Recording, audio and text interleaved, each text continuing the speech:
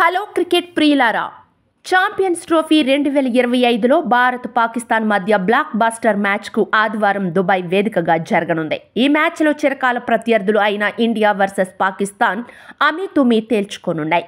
ఈ high voltage match కోసం ప్రపంచవ్యాప్తంగా అభిమానులు 1000 కళ్లతో ఎదురుచూస్తున్నారు.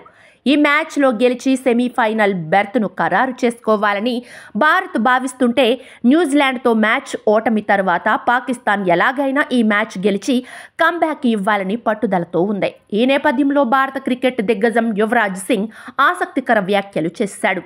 పాక్తో మ్యాచ్లో టీమిండియా కెప్టెన్ రోహిత్ శర్మ సెంచరీతో మెరుస్తాడని యువి జోస్యం చెప్పాడు. కొద్దిసేపు సంయమనం పాటిస్తే రోహిత్ శర్మ సెంచరీ చేయగలడు.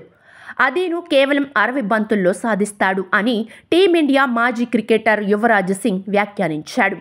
ఇప్పటికే బంగ్లాదేశ్తో జరిగిన తొలి మ్యాచ్లో భారత కెప్టెన్ రోహిత్ దూకుడుగా ఆడిన సంగతి తెలిసిందే. మరోసారి అదే ప్రదర్శన పునరావృతం చేయాలని రోహిత్కు యువి సూచించాడు. రోహిత్ శర్మ తన ఫామ్ను కొనసాగిస్తే కేవలం 60 బంతుల్లోనే సెంచరీ బాదేస్తాడు. అతడి ఆట తీరు అలా ఉంటుంది. ఒక్కసారి కుదురుకున్నాడంటే కేవలం 4లే కాదు, 6తోనే పరుగులు రాబట్టేస్తాడు. షార్ట్ పిచ్ బంతులను ఆడటంలో రోహిత్ అనుభవజ్ఞుడు. అలాగే 145 నుంచి 150 కిలోమీటర్ల వేగంతో వచ్చే బంతిని అలవోకగా ఆడేస్తాడు.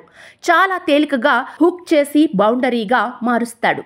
ఒంటి చేత్తో మ్యాచ్ను గెలిపించే ప్లేయర్ అని యువి వెల్లడించాడు. India captain Rohit, senior batter Virat కోహ్లీకి ఫామ్తో సంబంధమే లేదు. పరిమిత ఓవర్ల క్రికెట్లో, మరీ ముఖ్యంగా వన్డేల్లో వారిద్దరూ మ్యాచ్ విన్నర్లు.